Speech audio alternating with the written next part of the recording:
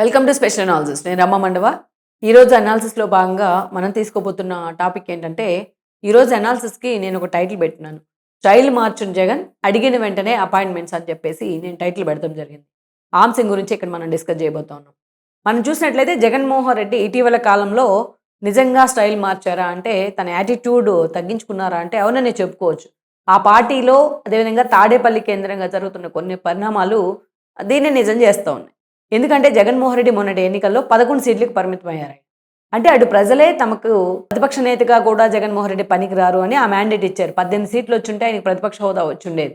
11 సీట్లకు పరిమితమయ్యారు. అయినా ఈరోజు 3 పార్టీలు కలిసే ఉన్నాయి కాబట్టి, వైఎస్ఆర్సీపీ వాళ్ళకి ప్రత్యర్థిగా ఉంది కాబట్టి అసెంబ్లీలో రిప్రజెంట్ ఉన్నా, ఇప్పుడు ప్రజెంట్ వాళ్ళు వెళ్తున్నా వెళ్ళకపోయినా ఆయన ప్రతిపక్ష నేతగానే గుర్తించాలనుకుందాం ఆయన భాషలో చెప్పాలంటే. అయితే గత 2 ఏళ్ల కాలంలో జగన్మోహన్ రెడ్డికి సంబంధించి చాలా విమర్శలు వచ్చాయి. నేను చాలాసార్లు ఒక మాట చెప్తా ఉంటాను నా అనాలిసిస్‌లో. అధికారంలో ఉన్నప్పటికంటే ప్రతిపక్షంలో ఉన్నప్పుడు మోర్ అండ్ మోర్ అలర్ట్‌గా ఉండాలి అని. అధికారంలో ఉంటే కొంత కుషన్ వచ్చేస్తుంది. కొంత రిలాక్స్ అయిపోతారు. అధికారం ఆ లెథర్జీని తీసుకొస్తుంది. కానీ ప్రతిపక్షం అలా కాదు. వాళ్ళని వాచ్ డాగ్స్ అంటారు. ప్రజల తరపున ప్రతి ఇష్యూలో ప్రభుత్వాన్ని నిలదీస్తారు కాబట్టి, ప్రజల కోసం ఆ స్థాయిలో వాళ్ళ కాపలాదారులుగా పనిచేస్తారు కాబట్టి వాళ్ళని వాచ్ డాగ్స్ అని పిలుస్తూ ఉంటారు. కానీ జగన్మోహన్ రెడ్డి ఈ 2 ఏళ్ల కాలంలో, ఈ ఏడాదిన్నర కాలంలో చేసిన ప్రయత్నాలు చాలా ప్రయత్నాలు విఫలమవుతూ వచ్చాయి. ఆయన చేసిన ఒక రెంటపాల పర్యటనలో సెంగయ్య మీదకి తల మీదకి కారెక్కించి ఆయన చావుకు కారణం అవడం, మామిడికాయలు రోడ్డు మీద పోసి బంగారుపాలెంలో మామిడికాయలను తొక్కించడం, అటు మామిడికాయలకు ఇటు తలకాయలకు జగన్మోహన్ రెడ్డికి తేడా తెలియకపోవడం, ఇవన్నీ కూడా ఆయనకి నెగిటివ్ ఇంపాక్ట్ కలుగజేశాయి. జగన్మోహన్ రెడ్డి ప్రెస్ మీట్లో మాట్లాడే అంశాలు చాలాసార్లు కరెక్టే కావచ్చు. కొన్ని అంశాలు ప్రభుత్వ లోపాలను ఎత్తి చూపే విషయంలో కొన్ని అంశాలు ఆయన రైజ్ చేసిన సందర్భాలు ఉన్నాయి. లైక్ ఎరువుల కొరత కానీ, లైక్ ఏదైతే అగ్రికల్చర్‌కి సంబంధించిన అనేక అంశాలను ఆయన ఇష్యూ చేశారు. హైలైట్ చేసే ప్రయత్నం చేశారు.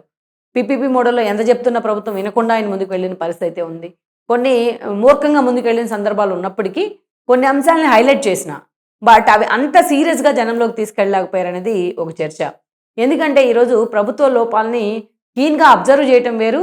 వాటిని ఊరికే పెరిఫెరల్‌గా టచ్ చేసేసి ఒక ప్రెస్ మీట్ పెట్టి లోపలెళ్ళి పడుకోవడం వేరు. ఇలా జగన్మోహన్ రెడ్డి చేస్తున్న అంత సీరియస్‌గా ఆయన వెళ్తున్నా, ఆ స్థాయిలో ఆయన ఇష్యూస్ ఏవి కూడా హైలైట్ కాలేదు. ఎందుకంటే అధికారంలో ఉన్నప్పుడులాగా ఇప్పుడు పీఆర్ టీమ్ లేదు. అందరూ కూడా జీవీ కృష్ణమోహన్ దగ్గర నుంచి అందరూ కూడా ఆయన దగ్గర నుంచి వెళ్ళిపోయారు. ఒక మూర్తి లాంటి వాళ్ళు గానీ, ఈరోజు చూస్తే ఒక స్ట్రాటజీస్ ఇచ్చే సాయిరెడ్డి లాంటి వాళ్ళు గానీ, సో సజ్జల రామకృష్ణారెడ్డి వద్దు మొర్రో అని చెప్తున్నా కూడా ఆయన్నే పెట్టుకొని కొనసాగిస్తా ఉన్నారు ఆ టీంలో. సో ఇలాంటివన్నీ కూడా జగన్మోహన్ రెడ్డికి మైనస్లుగా మారాయి. నేను అన్నట్టు ఇందాక అధికారాన్ని అంటే విజయాన్ని ఓన్ చేసుకునే వాళ్ళు ఎక్కువ మంది ఉంటారు. అపజయానికి తండ్రులు చాలా తక్కువ మంది ఉంటారని చెప్తారు పెద్దలు. అలాగా జగన్మోహన్ రెడ్డి ఓటమి తర్వాత ఒక్కొక్కటిగా ఆయన లోపాలన్నీ కూడా బయటపడతా వస్తున్నాయి ఈ రోజున. అందుకే గత ఏడాదిన్నర కాలంగా ఆ స్థాయిలో తను కోపప్ చేసుకోలేకపోయారు. అందుకని ఈరోజు చూస్తే తన సొంత కాన్స్టిట్యున్సీ అయినా, తన సొంత ఊరైన పులివెందుల్లో జెడ్పీటీసీ ఉప ఎన్నికను కోల్పోవడం, ఒంటిమిట్టలో ఉప ఎన్నికను కోల్పోవడం, ఇవన్నీ కూడా జగన్మోహన్ రెడ్డికి అన్నీ కూడా ఒక సెట్ బ్యాక్స్‌గా మారాయి. ముందుకు ఒక అడుగు వేస్తే 2 అడుగులు వెనక్కి లాగుతా ఉన్నాయి. ఎంతోమంది పార్టీ నేతలు పార్టీల నుంచి బయటకు వెళ్తా ఉంటే కనీసం వాళ్ళని పిలిచి కూర్చోబెట్టుకొని మాట్లాడిన పరిస్థితి లేదు జగన్మోహన్ రెడ్డి దగ్గర. ఇది కూడా ఒక పెద్ద సెట్ బ్యాక్. ఎవరైనా సరే జగన్మోహన్ రెడ్డి స్థాయి వ్యక్తి మాట్లాడితే వాళ్ళు కన్విన్స్ అయ్యి పార్టీ నుంచి వెళ్లకుండా ఆగిపోయే అవకాశం ఉంటుంది. పోతే పోనీ, పోయిన వాళ్ళంతా పోనన్నట్టుగా జగన్మోహన్ రెడ్డి వ్యవహరించారు. కానీ అలాంటి నేతలను మళ్ళా జగన్మోహన్ రెడ్డి తయారు చేసుకోలేరు. ఒక ఆళ్ళ నాని గాని, ఈరోజు చూస్తే ఒక సాయిరెడ్డి గాని, ఈరోజు ఒక వేమిరెడ్డి ప్రభాకర్ రెడ్డి గాని, ఇలాంటి వాళ్ళని జగన్మోహన్ రెడ్డి మళ్ళీ ఎప్పటికీ తయారు చేసుకోలేరు. ఆ పార్టీ కోసం సాలిడ్‌గా పనిచేసిన వాళ్ళు ఇలాంటి వాళ్ళు ఎంతోమంది ఉన్నారు. మన వేళ్ల మీద లెక్కబెట్టలేనంత మంది ఉన్నారు. సో ఇవన్నీ కూడా ఆయన ఫెయిల్యూర్స్. పార్టీ నేను అందుకే చెప్పాను స్టార్టింగ్‌లోనే. ప్రతిపక్షంలో ఉంటే మోర్ అండ్ మోర్ అలర్ట్‌గా ఉండాలి. కానీ జగన్మోహన్ రెడ్డి దానికి ఉల్టాగా అధికారంలో ఉన్నట్టు బిహేవ్ చేస్తా వచ్చారు.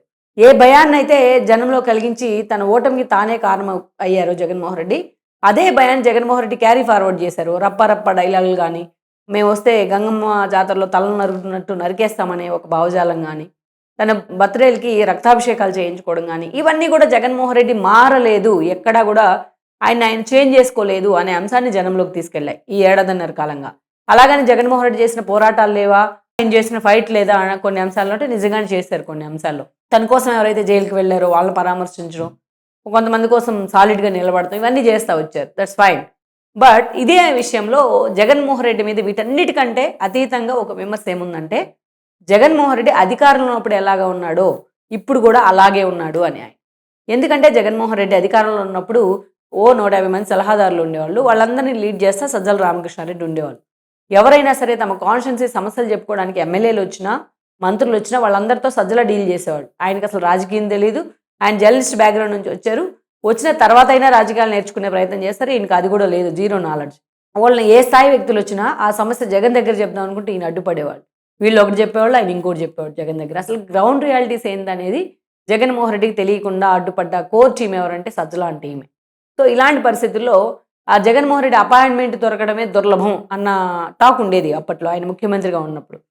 అదే సమయంలో ఈరోజు ప్రతిపక్షంలోకి వచ్చినాక దాన్ని బ్రేక్ చేయాలి Jaganmohan Reddy first of all. So ఆయన ఇంటి ముందున్న ముళ్ళ కంచెను ప్రభుత్వమే తొలగించింది. అయినా సరే జగన్మోహన్ రెడ్డి మాత్రం తన గేట్లకు ఉన్న కంచెను తొలగిలా ఏడాదిన్నరగా. ఒక అపాయింట్మెంట్ కావాలన్నా ఎమ్మెల్యే స్థాయి వ్యక్తులైనా మాజీ మంత్రులైనా జగన్మోహన్ రెడ్డి దగ్గర యాక్సెస్ ఉండట్లా. అదే సజ్జల రామకృష్ణారెడ్డి కలుస్తారు, వాళ్ళని ఏదో బుజ్జగించో ఏదో రెండు మాటలు చెప్పి పంపించేస్తారు. జగన్మోహన్ రెడ్డితో ఆయన ఆయన ఖాళీగానే ఉన్నారు, ప్రతిపక్షంలోనే ఉన్నారు కాబట్టి మేము 1 to 1 కలవాలి, మా అంశాలు చెప్పుకోవాలి, మేము కాన్స్టిట్యున్సీలో ఫేస్ చేస్తున్న ఇష్యూస్ చెప్పుకోవాలి, మా సమస్యలు చెప్పుకోవాలి అని ఎంతమంది వచ్చినా వాళ్ళని ఫస్ట్ ఆ లేయర్ దగ్గరే ఆపేసి వెనక్కి పంపిస్తూ ఉన్నారు ఏడాదిన్నర కాలంగా. కనీసం జగన్మోహన్ రెడ్డిని కలుసుకోవాలి, ఆయనతో ఒక ఫోటో దిగాలనుకున్న క్యాడర్ కూడా, ఎంతోమంది ఆయన అభిమానులకు కూడా ఆయన దర్శనం లభించట్లా.